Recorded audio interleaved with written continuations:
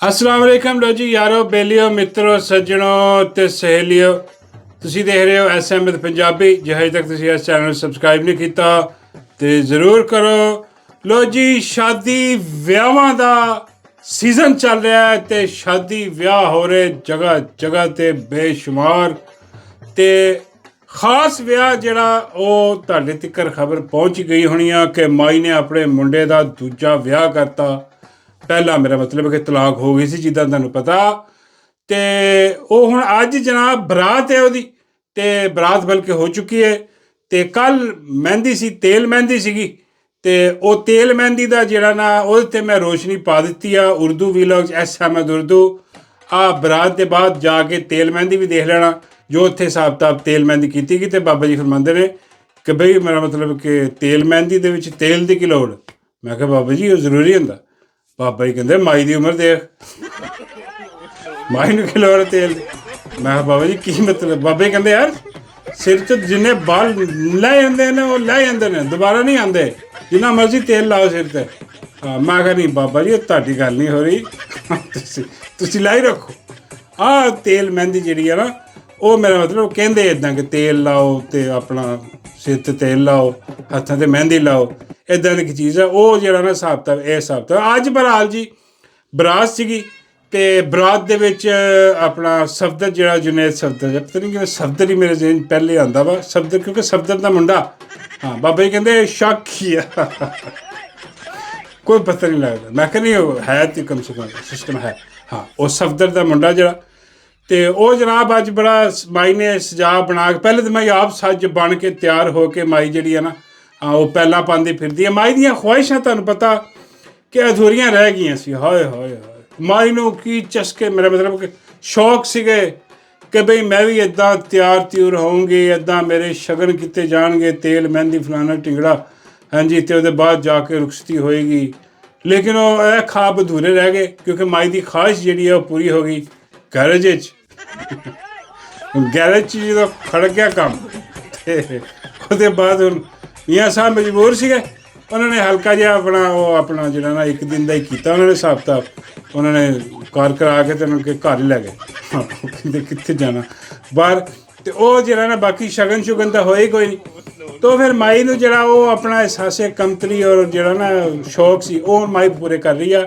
Makeup ਮੁਕਅਪ ਕਰਾ ਕੇ ਮਾਈ ਐਨ Tashan ਮਸ਼ਨ Tisch ਟਾਸ਼ ਹੋ ਕੇ ਜਿਹੜੀ ਆ ਤਸਵੀਰਾਂ ਲਵਾ ਰਹੀ ਆ ਔਰ ਫਟਾਫਟ ਜਾਰੀ ਕਰ ਰਹੀ ਆ ਔਰ ਆਪਣੇ ਜਿਹੜੇ ਹੈ ਨੇ ਇਹਨਾਂ ਦੇ ਆਪਣਾ ਨੂਨ ਲੀਗ ਦੇ ਪਟਵਾਰੀ ਉਹਨਾਂ ਨੂੰ ਖਾਸ ਗਿਆ ਕਿ ਵੀ ਇੰਨੀ ਸ਼ੇਅਰ ਕਰੋ ਸਿੱਧੀ GHQ 'ਚ ਹਰ ਜਰਨੈਲ ਦੇ ਮੱਥੇ 'ਤੇ ਜਾ ਕੇ ਵੱਜੇ ਮਾਈ ਦੀ ਤਸਵੀਰ ਅਤੇ ਉਹ ਕਹਿ ਉੱਠੇ ਬਈ ਵਾਹ ਮਾਈ ਵਾਹ ਬਈ ਕਮਾਲ ਬਈ ਬਹੁਤ ਤਾਲਾ ਕਰਨ ਇਹ ਸਾਰਾ ਪਲਾਸਟਿਕ ਇਹਦੇ 'ਚ ਸਹੀ ਤੁਸੀਂ ਦੇਖ ਲਓ ਨਾ ਮਾਈ ਨੂੰ ਤੁਹਾਡੀਆਂ ਚੀਖਾਂ ਨਿਕਲ ਜਾਣ ਯਾਰਾ ਕੀ ਆਹ ਤਾਂ ਪਲਾਸਟਿਕ ਕਰਵਾ ਸਰਜਰੀਆਂ ਬੇੜੇ ਗਰਕ ਕਰਾ ਮੇਰਾ ਮਤਲਬ ਹੈ ਕਿ ਟਿਸ਼ ਟਸ਼ ਕਰਕੇ ਉਹ ਮਾਈ ਜਿਹੜੀਆਂ ਨੇ ਤਸਵੀਰਾਂ ਉਤਾਰ ਕੇ ਅਤੇ ਉਹ ਸਾਰਾ ਕੁਝ ਪਰ ਅੱਜ ਬਰਾਤ ਦਾ ਦਿਨ ਸੀ ਅੱਜ ਅਤੇ ਬਰਾਤ ਦੇ ਵਿੱਚ ਜਿਹੜਾ ਉਹ ਤੁਹਾਨੂੰ ਪਤਾ ਜਿੱਦਾਂ ਸ਼ਗਨ ਹੁੰਦੇ ਨੇ ਉਹ ਕੁੱਲਾ ਪਾ ਕੇ ਉਹ ਜਿਹੜਾ ਆਪਣਾ ਜੁਨੇਦ ਉਹ ਸੋਸ਼ਲ ਮੀਡੀਆ 'ਤੇ ਬੜਾ ਤਬਸਰਾ ਹੋ ਰਿਹਾ ਕਹਿ ਰਹੇ ਕਿ ਯਾਰ ਜੁਨੇਦ ਖੁਸ਼ ਨਹੀਂ ਲੱਗ ਰਿਹਾ ਆ ਕੀ ਚੱਕਰ ਹੈ ਬੜਾ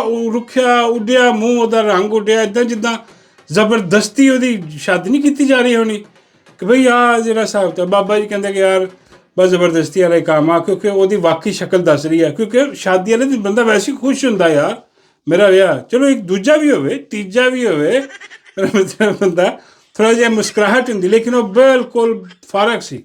ਹਾਂ ਸਮਝ ਨਹੀਂ ਆਉਂਦੀ ਕੀ ਬਾਬਾ ਜੀ ਕਹਿੰਦੇ ਜਾਂ ਤਾਂ ਜਿੱਦਾਂ ਟਾਈਮ 'ਤੇ ਦਵਾਈ ਨਹੀਂ ਦੇ ਗਿਆ ਇਹ ਰੌਲਾ ਹੋ ਸਕਦਾ। ਮੈਂ ਕਿਹਾ ਨਹੀਂ ਉਹ ਦਵਾਈ ਦੇਣ ਵਾਲਾ ਜਿਹੜਾ ਉਹਨਾਂ ਨੇ ਬਰਾਤ 'ਤੇ ਬੁਲਾਇਆ ਸੀ ਉਹਨੂੰ ਦਾਵਤ ਦਿੱਤੀ ਸੀ ਉਹ ਜਿੱਦ ਦੀ ਦਵਾਈ ਨਾਲ ਤਾਂ ਫਰਕ ਪਿਆ ਨਹੀਂ। ਹਾਂ ਆਹ ਦੂਜਾ ਹਕੀਮ ਲੋਹਪੁਰ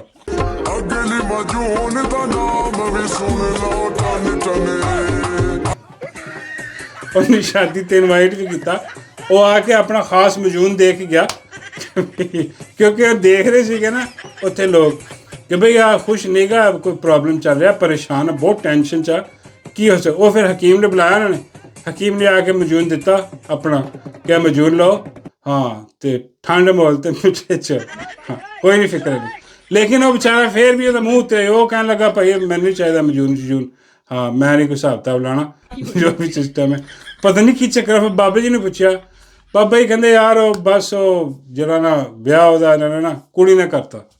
ਮੈਂ ਕਿਹਾ ਬਾਬਾ ਜੀ ਹੋਰ ਕਿਹਦੇ ਨਾਲ ਕਰਦੇ? ਬਾਬਾ ਜੀ ਕਹਿੰਦੇ ਹੋ ਸਕਦਾ ਕੋਈ ਮੁੰਡਾ ਹੀ ਪਸੰਦ ਹੋਏ। ਬਈ ਹੁਣ ਹੁੰਦਾ ਨਾ ਇੱਦਾਂ ਦਾ ਕੰਮ, ਸੁਣਿਆ ਸੀਗਾ ਕਿ ਵੀ ਹਿਸਾਬ ਕਿਤਾਬ ਜਿਹੜਾ ਨਾ ਉਹ ਠੀਕ ਨਹੀਂ ਗਾ, ਅਤੇ ਉਹ ਪਤਾ ਨਹੀਂ ਮਾਂ ਦੇ ਮੂੰਹ ਨੂੰ ਦੁਬਾਰਾ ਕਰ ਲਿਆ। ਲੇਕਿਨ ਚਲੋ ਕੋਈ ਨਹੀਂ, ਅਫਵਾਹਾਂ ਹੀ ਆ, ਕੀ ਪਤਾ ਲੱਗਦਾ ਸ਼ਾਇਦ ਵੈਸੇ ਹੀ ਥੱਕਿਆ ਥੁੱਕਿਆ ਹੋਵੇ, ਬੋਲਦਾ ਨਾ ਹੋਵੇ ਸਿਸਟਮ। ਅਤੇ ਉਹ ਜਨਾਬ ਅੱਜ ਜਿਹੜਾ ਨਾ ਉਹ ਆਪਣਾ ਉੱਥੇ ਪੂਰੀ ਬਰਾਤ ਨਿਕਲੀ ਹੈ ਜਨਾਬ, ਬਰਾਤ ਗਈ ਹੈ ਜਾ ਕੇ ਉਹਨਾਂ ਨੇ, ਅਤੇ ਸ਼ੂਟਿੰਗ ਸ਼ਾਟਿੰਗ ਵੀ ਫੁੱਲ ਕੀਤੀ ਹੈ। ਤੁਹਾਨੂੰ ਪਤਾ ਕਿ ਮਾਈ ਅਤੇ ਟਿਕਟੋਕ ਦੀ ਜਿਹੜੀ ਨਾ ਸ਼ਾਹਕਾਰ ਹੈ ਬੜੀ ਵੱਡੀ, ਅਤੇ ਮਾਈ ਨੇ ਉੱਦਾਂ ਹੀ ਆਪਣੀ ਜਿਹੜੀ ਬਹੂ ਹੈ ਉਹਦਾ ਇਫਤਤਾਹ ਜਿਹੜਾ ਕਰਵਾਇਆ। ਬਾਬਾ ਜੀ ਕਹਿੰਦੇ ਉਹ ਕੋਈ ਪਰਚੂਨ ਦੀ ਦੁਕਾਨ ਹੈ ਜਿਹਦਾ ਇਫਤਤਾਹ ਬਈ ਸ਼ਾਦੀ ਹੋਈ ਉਹਦੀ। ਹਾਂ ਉਹ ਮੇਰਾ ਮਤਲਬ ਰੁਖਸਤੀ ਤੋਂ ਬਾਅਦ ਉਹ ਕਿਤੇ ਲੈ ਗਈ ਹੋਣੀ ਆ ਪਾਰਕ ਪੂਰਕ ਦੇ ਵਿੱਚ, ਉੱਥੇ ਪਤਾ ਨਹੀਂ ਕਿਹੜਾ ਜਨਾਬ ਬਾਗ, ਕਿਹੜਾ ਬਾਗ ਆ ਉੱਥੇ, ਪੂਰਾ ਜਨਾਬ ਐ ਕਾਰਡਨ ਆਫ ਕਰਕੇ ਤਾਂ ਸਿਕਿਉਰਿਟੀ ਦੇ ਵਿੱਚ ਫੁੱਲ ਸਿਕਿਉਰਿਟੀ ਟਿਕਟੋਕ ਬਣਵਾਈ ਗਈ। ਮਾਈ ਨੇ ਆਪਣੀ ਵੀ ਬਣਵਾਈ ਹੋਣੀ ਟਿਕਟੋਕ, ਇੱਥੇ ਲਾਜ਼ਮੀ ਗੱਲ ਆ। ਉਹ ਜਿੱਥੇ ਮਾਈ ਨੇ ਬਣਵਾਈ ਟਿਕਟੋਕ ਉੱਥੇ ਮਾਈ ਦੀਆਂ ਸਹੇਲੀਆਂ ਵੀ ਨਜ਼ਰ ਆਈਆਂ। ਹੋਏ ਹੋਏ ਬੱਲੇ ਨਹੀਂ ਤੇਰੇ। ਉਹ ਬਈ ਡੱਡੂ ਦੇ ਲਿਸ਼ਕਾਰਿਆਂ ਦਾ ਬਹੁਤ ਜ਼ਿਕਰ ਹੋ ਰਿਹਾ, ਸੋਸ਼ਲ ਮੀਡੀਆ ਭਰਿਆ ਪਿਆ। ਉਹ ਸਾਰੇ ਬਾਬਾ ਜੀ ਨੂੰ ਪੁੱਛ ਰਹੇ ਕਿ ਬਾਬਾ ਜੀ ਸੁਣਾਓ ਫਿਰ। ਡੱਡੂ ਮੇਰੀ ਜਾਨ ਮੈਂ ਵਾਰੀਆਂ ਵੇ ਡੱਡੂਆ, ਡੱਡੂ ਮੇਰੀ ਜਾਨ ਓਏ ਡੱਡੂ ਮੇਰੀ ਜਾਨ, ਡੱਡੂ ਮੇਰੀ ਜਾਨ ਓਏ ਡੱਡੂ ਬਾਬੇ ਦੀ ਜਾਨ, ਡੱਡੂ ਦਰਬਾਰ ਚਿੜੀਆਂ ਬੋਲਦੀਆਂ ਸੁਣਾਓ ਫਿਰ। ਆ ਡੱਡੂ ਚੈੱਕ ਕਰੋ, ਇਹਦੇ ਲਿਸ਼ਕਾਰੇ ਚੈੱਕ ਕਰੋ। ਉਹ ਭਾਈ ਡੱਡੂ ਯਕੀਨ ਕਰੋ ਕਿ ਬਿਲਕੁਲ ਬਦਲ ਗਿਆ, A to Z ਬਦਲ ਗਿਆ। ਕਿੱਥੇ ਮੇਰਾ ਮਤਲਬ ਡੱਡੂ ਉਹ ਕੁੱਪਾ ਜਿਹਾ ਡੱਡੂ ਜਿਹਾ ਗੋਲ ਗੱਪਾ ਜਿਹਾ ਹੁੰਦਾ ਸੀ, ਹਾਂਜੀ, ਨਾ ਮੂੰਹ ਨਾ ਮੱਥਾ, ਤੇ ਜਿੰਨ ਪਹਾੜੋਂ ਲੱਥਾ ਸੀ, ਤੇ ਕਿੱਥੇ ਡੱਡੂ ਇੰਝ ਬਦਲਿਆ ਉਸਤਾਦ। ਓਏ ਹੋਏ ਅਸ਼ ਕਰ ਉੱਠੇ ਲੋਕੀ। ਲੋਕੀ ਕਹਿੰਦੇ ਨੇ ਕਿ ਭਾਈ ਬਾਬਾ ਹੀ ਅਸ਼ ਕਰਦਾ, ਅਸੀਂ ਕੋਈ ਨਹੀਂ ਕਰਦੇ। ਹਾਂ ਇਹ ਸਾਰਾ ਜਲ ਇਹਨੇ ਵੀ ਪਲਾਸਟਿਕ ਲਵਾਇਆ, ਬੇੜੇ ਗਰਕ ਕਰਵਾਏ, ਟੀਕੇ ਲਵਾਏ ਨੇ। ਸੱਚੀ ਗੱਲ ਹੈ, ਟੀਕੇ ਮਿਲਦੇ ਆ ਅੱਜ ਕੱਲ੍ਹ, ਟੀਕਾ ਲਓ ਭੁੱਖ ਹੀ ਨਹੀਂ ਲੱਗਦੀ। ਯਕੀਨ ਕਰੋ ਮੈਂ ਵੀ ਲੱਭ ਰਿਹਾ ਕੋਈ ਇਹੋ ਜਿਹਾ ਟੀਕਾ। ਬਾਬਾ ਜੀ ਕਹਿੰਦੇ ਯਾਰ ਟੀਕੇ ਜਿਹੜੇ ਨਾ ਉਹ ਕੋਈ ਸਾਈਡ ਇਫੈਕਟ ਵੀ ਕਰ ਦਿੰਦੇ ਆ, ਇੱਦਾਂ ਦੇ ਰਹਿਣ ਦਿਓ। ਉਹ ਦੇਖ ਲਓ ਜਿੱਦਾਂ ਮੇਰਾ ਮਤਲਬ ਉਹ ਪਤਲੀ ਤਾਂ ਹੋ ਗਈ, ਹਾਂਜੀ, ਉਹਦਾ ਆਪਣਾ ਚਰਬੀ ਚੁਰਬੀ ਤਾਂ ਖਤਮ ਹੋ ਗਈ ਡੱਡੂ ਦੀ, ਲੇਕਿਨ ਉਹ ਜਿਹੜੀ ਫਟਕਾਰ ਮੂੰਹ 'ਤੇ ਪਈ ਹੋਈ ਹੈ ਯਾਰ ਕਿੱਦਾਂ ਦੀ ਗੱਲ ਕਰਦੇ ਬਾਬਾ ਜੀ ਯਾਰ, ਤੁਸੀਂ ਤਾਂ ਡੱਡੂ ਨਾਲ ਮੁਹੱਬਤ ਕਰਦੇ। ਬਾਬਾ ਜੀ ਕਹਿੰਦੇ ਇਸ ਫਟਕਾਰ ਨਾਲ ਤਾਂ ਮੈਨੂੰ ਮੁਹੱਬਤ, ਮੈਂ ਨਹੀਂ ਚਾਹੁੰਦਾ ਕਿ ਡੱਡੂ ਜ਼ਿਆਦਾ ਸੋਹਣਾ ਹੋ ਜਾਏ। ਮੈਂ ਕਿਹਾ ਕਿਉਂ? ਬਾਬਾ ਜੀ ਕਹਿੰਦੇ ਯਾਰ ਜੇ ਇੰਨਾ ਹੀ ਸੋਹਣਾ ਹੋ ਗਿਆ ਤਾਂ ਫਿਰ ਮੇਰੇ ਹੱਥ ਤੇ ਨਹੀਂ ਨਾ ਆਇਆ, ਇਹ ਤਾਂ ਕੋਈ ਹੋਰ ਲੈ ਜਾਏਗਾ। ਉਹ ਭਾਈ ਇਹ ਬੇੜਾ ਗਰਕ ਹੋਵੇ ਇਹਦਾ, ਮੈਂ ਕਹਿੰਦਾ ਤਾਂ ਜੇ ਮੇਰੀ ਸੁਣੀ ਜਾਏਗੀ, ਅਦਰਵਾਈਜ਼ ਨਹੀਂ। ਬਹਰਹਾਲ ਉਹ ਡੱਡੂ ਦੇ ਲਿਸ਼ਕਾਰੇ ਜਨਾਬ, ਡੱਡੂ ਉੱਥੇ ਲਿਸ਼ਕਾਰੇ ਮਾਰਦਾ ਤਸਵੀਰਾਂ। ਅਤੇ ਅੱਜ ਉਸਮਾ ਪੋਲੀ ਵੀ ਨਜ਼ਰ ਆਈ ਸਾਨੂੰ ਉੱਥੇ, ਅਤੇ ਜਨਾਬ ਕੱਲ੍ਹ ਰਾਤ ਤੈਨੂੰ ਬੁਲਾਇਆ ਨਹੀਂ ਸੀ, ਇਹਦੇ ਨਾਲ ਬੜਾ ਹੱਥ ਹੋਇਆ। ਹਾਂ ਇਹ ਆਈ ਬਾਹਰ ਦਰਵਾਜ਼ੇ ਤੈਨੂੰ ਰੋਕ ਲਿਆ ਗਿਆ, ਅਤੇ ਇਹ ਕਹਿਣ ਲੱਗੀ ਕਿ ਮੈਂ ਤਾਂ ਅੰਦਰ ਮੇਰਾ ਮਤਲਬ ਨੌਕਰਾਣੀ ਹਾਂ, ਮੈਂ ਖਾਸ ਮੈਂ ਜਿਹੜਾ ਬਗੈਰਤੀ ਬੇਸ਼ਰਮੀ ਬਹਿ ਕੇ ਮੈਂ ਕਰਦੀ ਹਾਂ, ਝੂਠ ਜਿਹੜੇ ਮੈਂ ਬੋਲਦੀ ਹਾਂ ਉਹ ਸਾਰੇ ਮੈਡਮ ਦੇ ਕਹਿਣ 'ਤੇ ਹੀ ਬੋਲਦੀ ਹੈ, ਅਤੇ ਮੈਨੂੰ ਵੀ ਤਾਂ ਬੁਲਾਓ ਅੰਦਰ। ਉਹ ਕਹਿਣ ਲੱਗੇ ਨਹੀਂ ਅੰਦਰ ਸਿਰਫ ਫੈਮਲੀ ਵਾਲੇ ਜਾ ਸਕਦੇ, ਕਿਉਂਕਿ ਮਹਿੰਦੀ ਦੇ ਵਿੱਚ ਜਿਹੜਾ ਨਾ ਤੇਲ ਮਹਿੰਦੀ 'ਚ ਉਹ ਆਪਣਾ ਫੈਮਲੀ ਵਾਲੇ ਸੀਗੇ, ਡੱਡੂ ਫੈਮਲੀ ਆ, ਹਾਂ ਉਹ ਫੈਮਲੀ ਸਮਝੋ, ਅਤੇ ਇਹਨੂੰ ਬੁਲਾਇਆ ਕੋਈ ਨਹੀਂ। ਸੋ ਬਾਕੀ ਵੀ ਤੁਸੀਂ ਦੇਖ ਰਹੇ ਹੋ ਉਹਨਾਂ ਨੂੰ ਨਹੀਂ ਬੁਲਾਇਆ ਗਿਆ ਸੀਗਾ। ਅਤੇ ਲੇਕਿਨ ਅੱਜ ਤਿਆਰ ਹੋ ਕੇ ਉਹ ਪੋਲੀ ਐਡਾ 10 ਕਿਲੋ ਦਾ ਮੂੰਹ ਲੈ ਕੇ ਉਹਦੇ 'ਤੇ 4 ਕਿਲੋ ਮੇਕਅਪ ਥੱਪ ਕੇ ਪਹੁੰਚ ਗਈ। ਯਾਰ ਬੰਦਾ ਪੁੱਛੇ ਯਾਰ ਮੈਂ ਤੇਰਾ ਮੂੰਹ ਅੱਗੇ ਐਡਾ ਵੱਡਾ ਪੋਲੀ, ਹਾਂ ਐਡੇ ਵੱਡੇ ਮੂੰਹ 'ਤੇ ਹੋਰ 4 ਕਿਲੋ ਮੇਕਅਪ ਥੱਪ ਕੇ, ਅਤੇ ਉਹ 14 ਕਿਲੋ ਦਾ ਮੂੰਹ ਹੋ ਗਿਆ। ਅੱਲਾ ਮਾਫ ਕਰ। ਬਾਬਾ ਜੀ ਕਹਿੰਦੇ ਯਾਰ ਇਹਨੂੰ ਵੀ ਟੀਕੇ ਟੂਕੇ ਲਵਾ ਦਿਓ, ਉਹ ਪੋਲੀ ਨੇ ਵੀ ਕੋਈ ਟੀਕੇ ਲਵਾ ਦਿਓ, ਹਾਂ ਕਿ ਪੋਲੀ ਵੀ ਥੋੜ੍ਹੀ ਪਤਲੀ ਹੋਏ। ਮੈਂ ਬਾਬਾ ਜੀ ਨੇ ਲਵਾਏ ਟੀਕੇ, ਹਾਂ ਲੇਕਿਨ ਉਹਨੂੰ ਅਸਰ ਹੀ ਨਹੀਂ ਕੀਤਾ। ਬਾਬਾ ਜੀ ਕਹਿੰਦੇ ਉਹਨੇ ਗਲਤ ਟੀਕੇ ਲਵਾਏ ਹੋਣੇ, ਸਹੀ ਟੀਕੇ ਲਵਾਏ ਜਿਹੜੇ ਡੱਡੂ ਨੇ ਲਵਾਇਆ, ਜਿਹੜੇ ਮਾਈ ਲਵਾਉਂਦੀ ਫਿਰਦੀ ਆ। ਮੈਂ ਬਾਬਾ ਜੀ ਉਹ ਤਾਂ ਸਪੈਸ਼ਲ ਟੀਕੇ ਆ ਨਾ, ਬਾਬਾ ਜੀ ਕਹਿੰਦੇ ਤੇ ਤਾਂ ਹੀ ਤਾਂ ਕੰਮ ਹੁੰਦਾ। ਉਹ ਪੋਲੀ ਨੂੰ ਵੀ ਲਵਾਓ, ਇਹਦਾ ਮੂੰਹ ਤਾਂ ਘਟਾਓ ਯਾਰ, ਐਡਾ ਕੁਝ ਵਰਗਾ ਦਾ ਮੂੰਹ ਆ। ਅੱਲਾ ਮਾਫ ਕਰੇ, ਐਡੇ ਵੱਡੇ ਮੂੰਹ ਨਾਲ ਭਰ ਭਰ ਕੇ ਜਿਹੜੇ ਝੂਠ ਬੋਲਦੀ ਆ, ਤੋਬਾ ਅੱਲਾ ਮਾਫ ਕਰੇ। ਬਾਬਾ ਜੀ ਕਹਿੰਦੇ ਲੱਗਦਾ ਹੀ ਨਹੀਂ ਕਿ ਸ਼ਾਦੀ 'ਚ ਆਈ ਆ ਕੋਈ ਬਣ ਠਣ ਕੇ। ਮੈਂ ਕਿਹਾ ਬਾਬਾ ਜੀ ਕੀ ਲੱਗਦੀ ਹੈ ਪੋਲੀ? ਬਾਬਾ ਜੀ ਕਹਿੰਦੇ ਲੱਗਦੀ ਹੈ ਕੋਈ ਪਤਾ ਨਹੀਂ ਕਿਹੜੇ, ਮੇਰਾ ਮਤਲਬ ਕਿ ਕੋਠੇ ਦੀ ਬਾਈ ਲੱਗਦੀ ਹੈ। ਮੈਂ ਨਹੀਂ ਯਾਰ ਬਾਬਾ ਜੀ ਕਹਿੰਦੇ ਹਾਂ ਕੰਮ ਤਾਂ ਸਾਰਿਆਂ ਦੇ ਇੱਕੋ ਜਿਹਾ ਹੀ ਆ, ਉਹ ਦੁੱਲਾ ਫੁੱਲਾਂ ਦਾ ਹਾਰਾਂ ਵਾਲਾ ਤੇ ਇਹਦਾ ਤਾਲੁਕ ਵੀ ਸਟੇਜ ਡਰਾਮੇ ਨਾਲ ਆ। ਸਟੇਜ ਡਰਾਮੇ ਦੀ ਐਕਟਰੈਸ ਜਿਹੜੀ ਆ ਉਹ ਆ ਕੇ ਜਨਾਬ ਉੱਥੇ ਉਹਨੇ ਤਸਵੀਰਾਂ ਲਵਾਈਆਂ ਤੇ ਉਹ ਉੱਥੇ ਜਿਹੜਾ ਨਾ ਸਾਰੇ ਰਲ ਮਿਲ ਕੇ ਬਹਿ ਗਏ ਆ। ਤੇ ਬਾਬਾ ਜੀ ਕਹਿੰਦੇ ਯਾਰ ਇਹ ਅੱਛਾ ਦੇਖੋ ਚਲੋ ਇਹਨਾਂ ਨੂੰ ਇਜਾਜ਼ਤ ਤਾਂ ਮਿਲ ਗਈ ਨਾ, ਮੇਰਾ ਮਤਲਬ ਹੈ ਕਿ ਘਰੋਂ ਕਿ ਚਲੋ ਜੀ ਜਾਓ ਜੀ ਆਪਣਾ ਸ਼ਾਦੀ 'ਚ। ਬਾਬਾ ਜੀ ਕਹਿੰਦੇ ਸਾਨੂੰ ਤਾਂ ਇਜਾਜ਼ਤ ਨਹੀਂ ਮਿਲਦੀ। ਮੈਂ ਕਿਹਾ ਬਾਬਾ ਜੀ ਉਹ ਕੀ? ਬਾਬਾ ਜੀ ਕਹਿੰਦੇ ਕਿ ਦੇਖੋ ਸ਼ਾਦੀਆਂ ਦੇ ਸੀਜ਼ਨ ਵਗੈਰਾ ਚੱਲ ਰਹੇ, ਅੱਜ ਸ਼ਾਦੀਆਂ ਹੋ ਰਹੀਆਂ ਹੁੰਦੀਆਂ, ਬੰਦਾ ਜਿਹੜਾ ਨਾ ਉਹ ਆਪਣਾ ਯਾਰ ਦੋਸਤ ਦੀ ਕਿਸੇ ਸ਼ਾਦੀ ਆ ਜਾਂਦੀ ਹੈ, ਯਾਰ ਦੋਸਤ ਨਾਲ ਜਾਂਦਾ ਬੰਦਾ। ਤੇ ਬਾਬਾ ਜੀ ਕਹਿੰਦੇ ਬੰਦਾ ਯਾਰ ਦੋਸਤ ਨਾਲ ਕਿਤੇ ਜਾ ਰਿਹਾ ਹੋਵੇ ਤੇ ਘਰ ਬੇਗਮ ਨੂੰ ਕਹਿ ਦਿੰਦਾ ਕਿ ਵੀ ਮੈਂ ਚੱਲਾਂ ਸ਼ਾਦੀ ਤੇ ਯਾਰ ਦੋਸਤ ਨਾਲ। ਤੇ ਸਭ ਤੋਂ ਪਹਿਲੇ ਤਾਂ ਬੇਗਮ ਜਿਹੜੀ ਨਾ ਉਹਦਾ ਸਵਾਲ ਹੁੰਦਾ ਕਿ ਮੇਰੇ ਕਿਹਦੀ ਸ਼ਾਦੀ, ਕਿੱਥੋਂ ਸ਼ਾਦੀ, ਕਿਸ ਹਿਸਾਬ ਕਿਤਾਬ 'ਚ, ਅੱਛਾ ਕਿਹੜਾ ਹਾਲ ਬੁੱਕ ਕਰਾਇਆ ਹੋਇਆ, ਕਿੱਥੇ ਜਾਣਾ। ਹਾਂਜੀ ਉਹਦੇ ਬਾਅਦ ਉਹਦਾ ਸਵਾਲ ਹੁੰਦਾ ਹਾਂਜੀ ਉਹ ਖਵਾਤੀਨ ਤੇ ਮਰਦ ਇਕੱਠੇ ਨੇ ਕਿ ਅਲੱਗ-ਅਲੱਗ ਨੇ। ਹਾਂ ਉਹਦੇ ਬਾਅਦ ਬੰਦਾ ਕਹਿੰਦਾ ਕਿ ਭਈ ਉਹ ਆਪਣਾ ਮੈਨੂੰ ਕੀ ਪਤਾ, ਮੈਂ ਹੁਣ ਕਿਹੜਾ ਹਾਲ ਬੁੱਕ ਕਰਾਇਆ, ਹਾਲ ਜਿਹੜਾ ਮੈਨੂੰ ਪਤਾ ਹੈ ਕਿ ਅਲੱਗ-ਅਲੱਗ ਜਾਂ ਇਕੱਠੇ। ਨਾਲ ਹੀ ਬੇਗਮ ਕਹਿੰਦੀ ਜੇ ਇਕੱਠੇ ਆ ਤੇ ਫਿਰ ਰਹਿਣ ਦੇ, ਫਿਰ ਕੋਈ ਨਹੀਂ ਇਜਾਜ਼ਤ ਨਹੀਂ ਜਾਣ ਦੀ। ਜੇ ਅਲੱਗ-ਅਲੱਗ ਆ, ਔਰਤਾਂ ਅਲੱਗ ਤੇ ਮਰਦ ਅਲੱਗ, ਫਿਰ ਚਲਾ ਜਾ, ਲੇਕਿਨ ਔਰਤਾਂ ਦੇ ਪਾਸੇ ਨਾ ਜਾਈ, ਖਬਰਦਾਰ ਰਹੀ। ਹਾਂ ਤੇ ਉਹ ਬੰਦਾ ਕਹਿੰਦਾ ਬਈ ਇਸ ਉਮਰ ਦੇ ਵਿੱਚ ਬਈ ਮੈਨੂੰ ਕਿਹਨੇ ਪਸੰਦ ਕਰ ਲੈਣਾ, ਇਸ ਉਮਰ ਦੇ ਵਿੱਚ ਮੇਰਾ ਕੀ ਉੱਥੇ ਹਿਸਾਬ ਕਿਤਾਬ ਹੋਣਾ, ਮੈਂ ਦੋਸਤਾਂ ਯਾਰਾਂ ਨਾਲ ਚੱਲਾਂ। ਹਾਂ ਉਹਦੇ ਬਾਅਦ ਫਿਰ ਬੇਗਮ ਆਵਾਜ਼ ਆਉਂਦੀ ਆ ਕਿਉਂ ਨਹੀਂ ਆਪਣੇ ਚਾਚਾ ਬਸ਼ੀਰ ਜਿਹੜਾ, ਉਹ ਕਹਿੰਦਾ ਹਾਂ ਚਾਚਾ ਬਸ਼ੀਰ ਉਹ 60 ਸਾਲਾਂ 'ਚ ਜਿਹੜਾ ਨਾ ਚੌਥਾ ਵਿਆਹ ਖੜਕਾ ਲਿਆ ਉਹਨੇ। ਇੱਦਾਂ ਦੀ ਆਵਾਜ਼ ਆਉਂਦੀ ਯਾਰ, ਬਾਕੀ ਗੱਲ ਵੀ ਠੀਕ ਆ। ਉਹ ਬੰਦਾ ਕਹਿੰਦਾ ਯਾਰ ਲਾਹਨਤ ਭੇਜੇ ਯਾਰ, ਮੈਂ ਜਾਂਦਾ ਹੀ ਨਹੀਂ। ਹਾਂ ਚਾਚਾ ਬਸ਼ੀਰ ਹੀ ਠੀਕ ਆ। ਚੌਥਾ ਕਰਾ ਗਿਆ, ਸਾਨੂੰ ਸ਼ਾਦੀ 'ਤੇ ਜਾਣ ਦੀ ਇਜਾਜ਼ਤ ਨਹੀਂ ਹੁੰਦੀ। ਮਤਲਬ ਬਾਬਾ ਜੀ ਕਹਿੰਦੇ ਇੱਦਾਂ ਦਾ ਤਾਂ ਇੱਥੇ ਹਿਸਾਬ ਕਿਤਾਬ ਚੱਲ ਰਿਹਾ ਹੁੰਦਾ ਉੱਥੇ। ਲੇਕਿਨ ਚਲੋ ਆਹ ਦੇਖੋ ਸ਼ਾਦੀ 'ਤੇ ਚਲੀ ਗਈ ਉੱਥੇ, ਬਾਬਾ ਜੀ ਕਹਿੰਦੇ ਬਾਬਾ ਭੁੰਡੀ ਝੁੰਡੀ ਹੋਈ ਹੋਣੀ। ਮੈਂ ਬਾਬਾ ਜੀ ਇੱਥੇ ਕਿੰਨੇ ਫੁੰਡੀ ਕਰਨੀ ਆ, ਸ਼ਕਲਾਂ ਹੈ ਇਹਨਾਂ ਦੀ। ਬਾਬਾ ਜੀ ਇਹ ਬਜ਼ੁਰਗ ਔਰਤਾਂ ਨੇ, ਬਜ਼ੁਰਗ ਔਰਤਾਂ ਰਲੀਆਂ ਮਿਲੀਆਂ ਮਿਲ ਮਿਲਾ ਕੇ ਉਹਨਾਂ ਨੇ ਬਾਜੇ ਗਾਜੇ ਜਿਹੜਾ ਨਾ ਉਹ ਵਜਾਏ ਆ ਜਨਾਬ। ਤੇ ਅੱਜ ਉਹਨਾਂ ਨੇ ਆਪਣਾ ਉਹ ਲੈ ਕੇ ਇੱਕ ਹੋਰ ਸੁਗਾਤ ਘਰ ਨੂੰ ਟੁਰ ਗਈ ਆ। ਤੇ ਬਾਬਾ ਜੀ ਕਹਿੰਦੇ ਹੁਣ ਕਿੰਨੀ ਕੁ ਦੇਰ ਚੱਲੂਗਾ ਕੰਮ? ਮੈਂ ਕਿਹਾ ਕੀ ਮਤਲਬ ਬਾਬਾ ਜੀ ਯਾਰ ਕਿੰਨੀ ਕੁ ਦੇਰ ਚੱਲ? ਬਾਬਾ ਜੀ ਕਹਿੰਦੇ ਨਹੀਂ ਵਿਆਹ ਹੋ ਗਿਆ ਨਾ ਤੇ ਹਜੇ ਵਲੀਮਾ ਵੀ ਹੋਣਾ ਅੱਜ ਕੱਲ੍ਹ। ਤੇ ਮੈਂ ਕਿਹਾ ਬਾਬਾ ਜੀ ਵਲੀਮੇ ਦਾ ਕਨਫਰਮ ਨਹੀਂਗਾ ਕਿ ਹੋਊਗਾ ਕਿ ਨਹੀਂ। ਬਾਬਾ ਜੀ ਯਾਰ ਕਹਿੰਦੇ ਕੀ ਮਤਲਬ? ਮੈਂ ਬਾਬਾ ਜੀ ਉਹ ਮੁੰਡਾ ਹੀ ਮੈਨੂੰ ਨਹੀਂ ਲੱਗਦਾ ਪਿਆ ਕਿ ਕੱਢੇਗਾ, ਵਲੀਮੇ ਤੱਕ ਪਹੁੰਚੇਗਾ। ਮੈਂ ਕੁਛ ਨਹੀਂ ਲੱਗ ਰਿਹਾ, ਉਦਾਸ ਹੈ ਅੰਦਰੋਂ, ਪਤਾ ਨਹੀਂ ਕੀ ਹੋ ਸਕਦਾ ਦੌੜ ਜਾਏ ਰਾਤ। ਪਤਾ ਲੱਗਿਆ ਕਿਸੇ ਜੌਨ ਪੀਟਰ ਨਾਲ ਭੱਜ ਗਿਆ। ਬਾਬਾ ਜੀ ਕਹਿੰਦੇ ਇਹ ਕਿਹੜਾ ਬਰਾਬਰ ਭੁੱਟੋ। बस अब हम बर्दाश्त नहीं करेंगे, अब मैं मौजूद हूँ। हाँ वलीमा तो होगा। मैं कहा हाँ हो सकता है, हाँ वलीमा होगा जी, लेकिन ये नहीं पता कि किन्ना कुछ मेरा मतलब कटेगा, कोई 6 महीने साल 2 साल हाँ डिपेंड करता माई ते जे तो माई ने घर वसन दिता ਉਹਦਾ ਤੇ ਫਿਰ ਤੇ ਕਰ ਜਾਏਗਾ ਕੰਮ। ਤੁਸੀਂ ਕਹ ਲਓ ਕਿ ਠੀਕ ਜੇ ਆਪਣੀ ਬੁੱਢੀ ਨੂੰ ਮਹਿਫੂਜ਼ ਰੱਖ ਸਕਿਆ ਆਪਣੀ ਮਾਂ ਤੋਂ, ਕਿਉਂਕਿ ਮਾਂ ਇਹਦੀ ਸਾਰੇ ਜ਼ਮਾਨੇ ਦੀ ਅੱਲਾ ਮਾफ़ ਕਰੇ ਬਹੁਤ ਵੱਡੀ ਔਰਤ ਆ, ਸ਼ਾਤਰ ਕਿਸਮ ਦੀ। ਹਾਂਜੀ ਇਹਦੇ ਕੋਲ ਤਾਂ ਜਰਨੈਲ ਪਨਾਹ ਮੰਗਦੇ।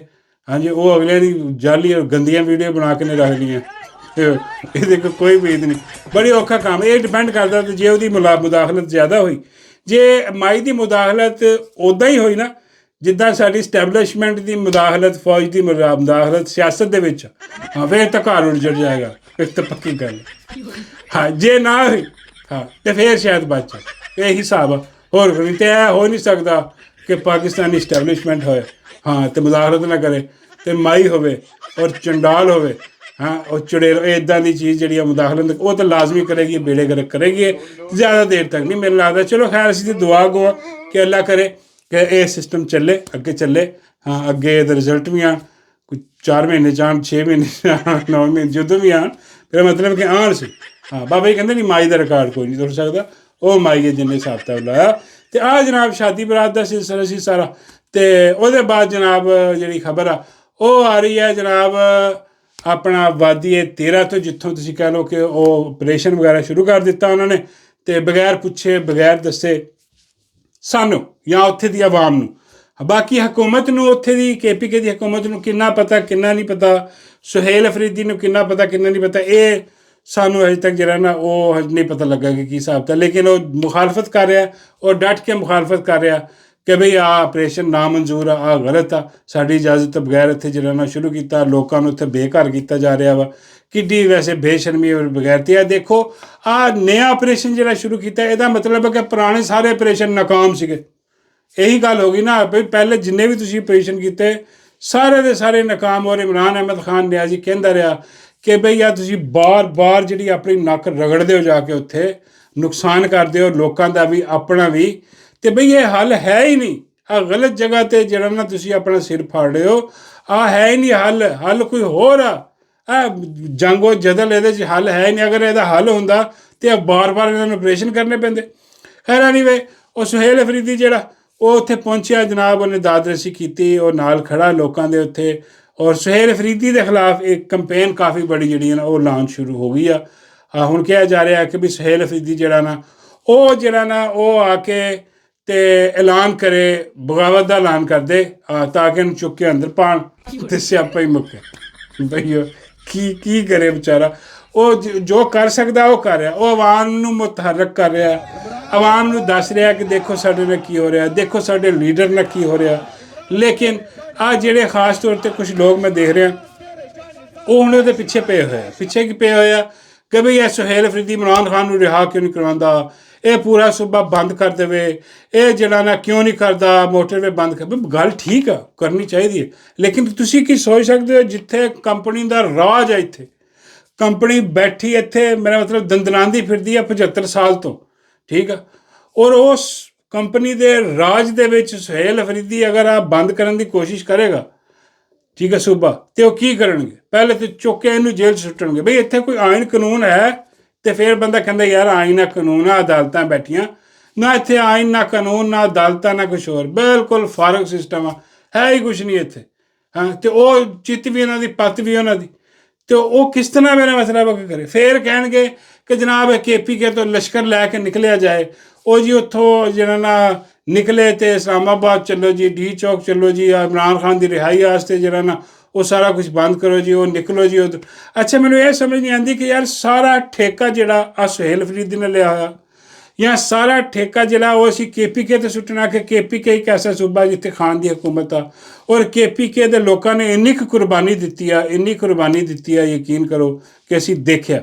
ਖਾਸ ਪੰਜਾਬ ਦੇ ਲੋਕਾਂ ਨੇ ਵੀ ਦਿੱਤੀ ਆ, ਜਿਹੜੇ ਕਾਰਕੁਨ ਨੇ, ਬਹੁਤ ਸਾਰੇ ਸ਼ਹੀਦ ਵੀ ਹੋਏ, ਜੇਲ੍ਹਾਂ 'ਚ ਵੀ ਬਹੁਤ ਪਏ ਨੇ। ਲੇਕਿਨ ਸਾਡੀ ਨਜ਼ਰਾਂ ਹਮੇਸ਼ਾ KP 'ਤੇ ਕਿਉਂ ਹੁੰਦੀਆਂ ਨੇ ਕਿ ਵੀ KP ਤੋਂ ਜਿਹੜਾ ਨਾ ਉਹ ਲੋਕ ਨਿਕਲਣ, ਉਹ ਆ ਕੇ ਖਾਨ ਨੂੰ ਵੀ ਰਿਹਾਈ ਦਿਵਾਉਣ, ਤੇ ਆ ਜਿਹੜੀ ਪੰਜਾਬ ਦੀ ਆਵਾਮ ਆ, ਇਹ ਜਿਹੜੇ ਘਰਾਂ 'ਚ ਬੈਠੇ ਆ, ਜਿਨ੍ਹਾਂ ਨੂੰ ਠੰਡ ਲੱਗਦੀ, ਜਿਹੜੇ ਅਡਿਆਲਾ ਨਹੀਂ ਜਾ ਸਕਦੇ, ਇਹਨਾਂ ਨੂੰ ਵੀ ਆਜ਼ਾਦੀ ਦਿਵਾਉਣ ਤੇ ਆਜ਼ਾਦੀ ਦਿਵਾ ਕੇ ਜਾਣ। ਬਈ ਆਪਣੀ ਜੰਗ ਆਪ ਲੜੋ, ਛੱਡ ਦਿਓ ਤੁਸੀਂ ਕਿ ਸੁਹੇਲ ਅਫਰੀਦੀ KP ਕੋ ਤਾਂ ਕੁਛ ਕਰੇ, ਉਹ ਉੱਧਰੋਂ ਕਰਿਆ। ਮੇਰਾ ਤਾਂ ਦਿਲ ਨਹੀਂ ਕਰਦਾ ਉਹਨੂੰ ਕਹਿਣ ਨੂੰ ਕੁਛ। ਜੇ ਆਪਣੇ ਪੰਜਾਬ, ਇਤਨਾ ਵੱਡਾ ਪੰਜਾਬ ਦਾ ਸੂਬਾ, ਉਹ ਬਈ ਜੇ ਤੁਸੀਂ ਕਿਸੇ ਨੂੰ ਖਿੱਚਣਾ ਹੀ ਹੈ ਨਾ ਕੰਮ ਕਿਸੇ ਦਾ, ਕਿਸੇ ਨੂੰ ਕਹਿਣਾ ਹੀ ਆ, ਤੇ ਉਹ ਆਪਣੇ ਪੰਜਾਬ ਦੇ MNA MPA ਆ ਕਿਆਦਤ PTI ਦੀ ਜਿਹੜੀ, ਇਹਨਾਂ ਨੂੰ ਫੜੋ ਸੋਟਾ, ਇਹਨਾਂ ਨੂੰ ਡਾਂਗ ਫੇਰੋ, ਇਹਨਾਂ ਬਗੈਰਤਾਂ ਨੂੰ ਕਰੋ ਕਿ ਉਹ ਮਰੋ, ਆਓ ਇੱਥੇ ਪੰਜਾਬ ਦੇ ਵਿੱਚ ਕਰੋ ਕੁਛ, ਇਕੱਠੇ ਹੋਵੋ ਅਡਿਆਲਾ ਦੇ ਬਾਹਰ ਆ ਕੇ। ਕਿੱਥੇ ਮਰ ਗਏ ਤੁਸੀਂ? ਵੋਟ ਲਏ ਇਮਰਾਨ ਖਾਨ ਦੇ ਨਾਂ ਤੋਂ। ਉਹ KP ਤੋਂ ਕਿਉਂ ਬੁਲਾਉਣਾ ਉਹਨਾਂ ਨੂੰ, ਜਦ ਕਿ ਆਪਣੇ ਪੰਜਾਬ ਦੇ ਤੁਹਾਡੇ ਕਿੰਨੇ ਲੀਡਰ, ਇੱਕ ਤੋਂ ਇੱਕ ਵੱਧ ਪਿਆ ਯਾਰ, ਮੈਂ ਕੀ ਨਾਂ ਲਵਾਂ। ਤੁਸੀਂ ਸ਼ੁਰੂ ਕਰੋ A to Z ਤੱਕ, ਫੜੋ ਬੰਦੇ ਇਹਨਾਂ ਨੂੰ ਫੇਰੋ ਡਾਂਗ, ਇਹਨਾਂ ਨੂੰ ਕਹੋ ਪਹੁੰਚੋ ਉੱਥੇ ਅਡਿਆਲਾ ਦੇ ਵਿੱਚ, ਕਰੋ ਤਹਿਰੀਕ ਸ਼ੁਰੂ। ਇੱਥੋਂ ਤਹਿਰੀਕ ਹਮੇਸ਼ਾ ਜਿਹੜੀ ਹੈ ਨਾ ਉਹ ਪੰਜਾਬ ਤੋਂ ਸ਼ੁਰੂ ਹੁੰਦੀ ਆ। ਪੰਜਾਬ ਤੋਂ ਜਿਹੜੀ ਤਹਿਰੀਕ ਉੱਠਦੀ ਆ ਉਹੀ ਜਿਹੜਾ ਨਾ ਰਿਜ਼ਲਟ ਦਿੰਦੀ ਆ। ਬਾਕੀ ਉਹ KP ਵਾਲਿਆਂ ਤੋਂ ਛੱਡ ਦਿਓ, ਮੇਰਾ ਮਸ਼ਵਰਾ ਕਿ KP ਵਾਲਿਆਂ ਨੂੰ ਛੱਡ ਦਿਓ, ਹਾਂ, ਉਹਨਾਂ ਨੂੰ ਆਪਣਾ ਸੂਬਾ ਸੰਭਾਲਣ ਦਿਓ। ਉਹ ਜਿਹੜੇ ਖਾਨ ਵਾਸਤੇ ਜੋ ਇਕਦਾਮਾਤ ਕਰ ਰਹੇ ਨੇ, ਠੀਕ, ਉਹਨਾਂ ਨੂੰ ਸਰਾਓ। ਉਹ ਜਿਹੜੀ ਅਵਾਮੀ ਕੰਪੇਨ ਕਰ ਰਿਹਾ ਹੈ ਸੁਹੇਲ ਅਫਰੀਦੀ, ਆਵਾਮ 'ਚ ਜਿਹੜਾ ਡਰ, ਜਿਹੜਾ ਖੌਫ ਬੈਠਿਆ, ਉਹਨੂੰ ਦੂਰ ਕਰਨ ਦੀ ਕੋਸ਼ਿਸ਼ ਕਰ ਰਿਹਾ। ਬੜਾ ਅੱਛਾ ਕੰਮ ਕਰ ਰਿਹਾ, ਉਹਨੂੰ ਕਰਨ ਦਿਓ। ਉਹ ਜਿੱਥੇ ਤੱਕ ਜੋ ਕਰ ਸਕਦਾ ਹੈ ਉਹ ਕਰ ਰਿਹਾ। ਉਹਨੂੰ ਹੋਰ ਜ਼ਿਚ ਨਾ ਕਰੋ ਕਿ ਵੀ ਇੱਥੇ ਵੀ ਆ, ਇਹ ਵੀ ਕਰ, ਉਹ ਵੀ ਕਰ। ਹਾਂ, ਅਡਿਆਲਾ 'ਚ ਅਗਰ ਆ ਸਕਦਾ ਤਾਂ ਜ਼ਰੂਰ ਆਏ ਅਡਿਆਲਾ ਦੀ। ਮੈਂ ਨਹੀਂ ਕਹਿੰਦਾ ਕਿ ਉੱਥੋਂ KP ਤੋਂ ਬੰਦੇ ਲੈ ਕੇ ਆਏ, ਨਹੀਂ, ਆਪ ਪਹੁੰਚ ਜਾਏ। ਬਈ ਪੰਜਾਬ ਦੇ ਲੋਕ ਇੱਥੇ ਨਿਕਲਣ, ਇੱਥੇ ਸਾਹਮਣੇ।